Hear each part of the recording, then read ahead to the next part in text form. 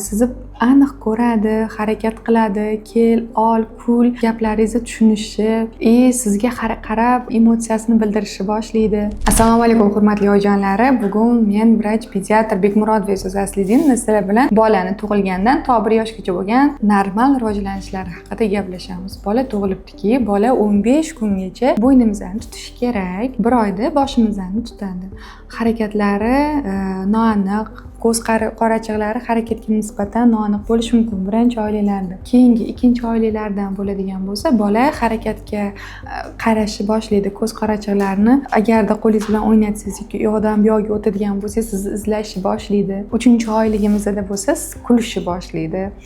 Bo'ynimizni to'liq tutgan bo'ladi. Qornimiz bilan yotqizadigan bo'lsak, boshimizni ham to'liq ko'taradi. Bir nimalarni olishga intiladi, lekin hali ola olmaydi. 4-oyligimizdan bo'lsa, olishga intiladi, ag'dariladi. Tepaga qarab yotgan bo'lsa, yonboshlab qorin bilan yotishga o'zi harakat qiladi, boshini to'liq ko'taradi. Agarda bo'yin bilan orqa bilan yotgan bo'lsa ham boshini yotqizganingizda ko'tarishlari mumkin. 5-oyligimizda bo'ladigan bo'lsa, bu bolajonlarimiz uchun eng harakatli oy hisoblanadi. 5-6-oyligimizda, chunki ba'zi bolajonlarimiz o'tirishga, emaklashga harakat qiladi.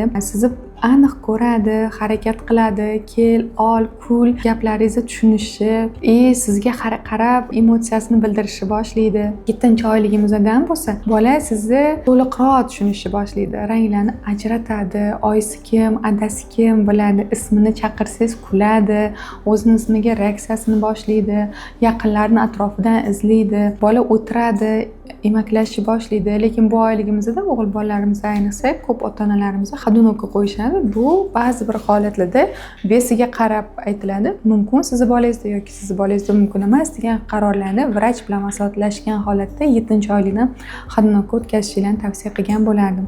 8-oylikdan bo'ladigan bo'lsa, bolajonlarimiz o'zi emaklashni boshlaydi.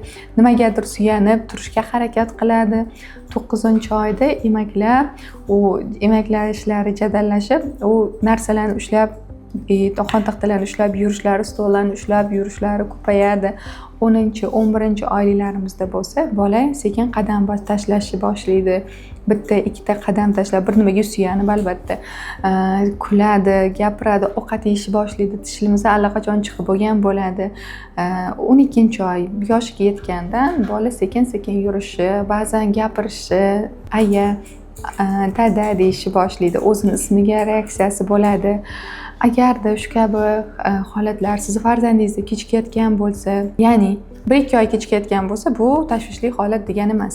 Agarda bu holatlar bo'yin tutishlari, bolani 1 oylik bolani bo'yin tutishi 4-oyda ham kuzatilmayotgan bo'lsa, bu o'zi xavotirli holat hisoblanadi. Bunda vrach, nevropatolog, terapevt, travmatolog, pediatrga murojaat qilishinglarni so'rab qolgan bo'lardim. Agar o'tirishimizda muammo kuzatiladigan bo'lsa, yurishimizda muammo kuzatilayotgan bo'lsa, unda bu sohalarni o'zining anaqasiga qarab, turiga qarab, siz vrach, pediatr, travmatolog, nevropatologga murojaat qilishinglarni so'ragan bo'lardim. Sizga ham xuddi shunaqa qiziqarli videolar kerak bo'ladigan bo'lsa, sahifamga obuna bo'ling. Sizga bular haqida bo'lishib boraman.